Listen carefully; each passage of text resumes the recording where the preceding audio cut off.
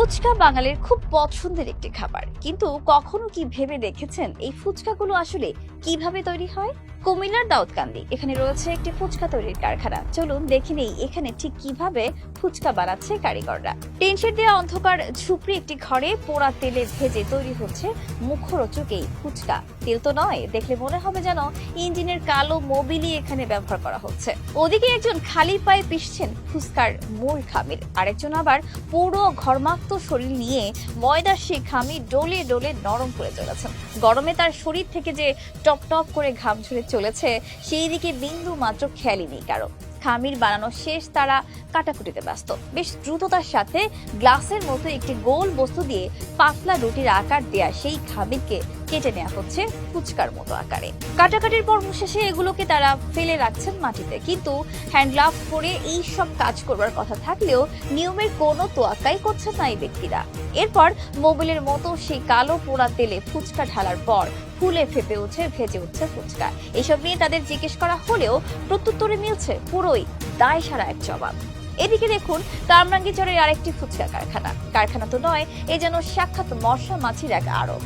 বাথরুমের দরজা খোলা, তার ঠিক পাশেই রাখা হয়েছে ভাজার অপেক্ষায় থাকা ফুচকাগুলোকে। সারাদিন উড়ে বেড়াচ্ছে মাছি, আর ফুচকা ভাজার প্রসেসটা সেই একই, পুড়ে যাওয়া কালো অস্বাস্থ্যকর সেই তেল। এদিকে গেল বছর কয়েক আগে নেট দুনিয়ায় ভাইরাল হয় এমনই আরেক ফুচকা ফ্যাক্টরির ভিডিও।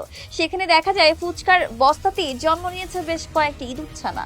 কতটা অস্বাস্থ্যকর হলে এমনটি ঘটতে পারে ভাবতে পারেন কি আপনারা? অথচ জনগণের স্বাস্থ্য নিয়ে এমন ছিনিমিনি খেলে চলেছে অসাধু এই কারিগররা। আমাদের দেশের ফুচকাগুলোর বেশিরভাগই তৈরি হয় অত্যন্ত অস্বাস্থ্যকর এসব উপায়ে। কালো মোবিলের মতো তেল, ঘামে ভেজা দেহের সব উপকরণ রেডি করা, এসব তো নিত্যদিনের ব্যাপার এসব কারখানাতে।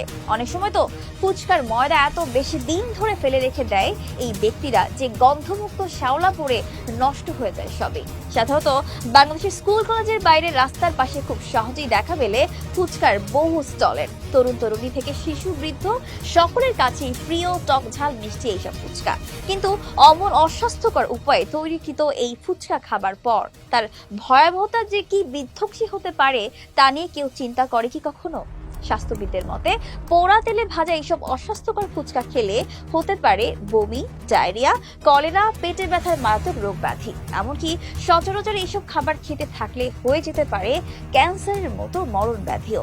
গ্যাস্ট্রিক, বুক জ্বালা পোড়া এবং বদ হজমের কারণও হতে পারে এই ফুচকা।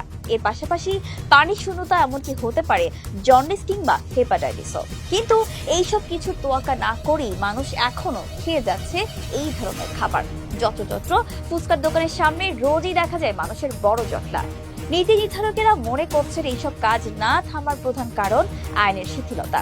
যারা মানুষের স্বাস্থ্যের কথা চিন্তা না করে এমন অস্বাস্থ্যকর সব খাবার তৈরি করছে তাদের কঠিন শাস্তির আওতায় আনা উচিত। পাশাপাশি দরকার কার্যকরী জনসচেতনতা। একমাত্র জনসচেতনতাই পারে এই ধরনের খাবার থেকে মানুষদের দূরে রাখতে। দর্শক, আজ এই পর্যন্তই।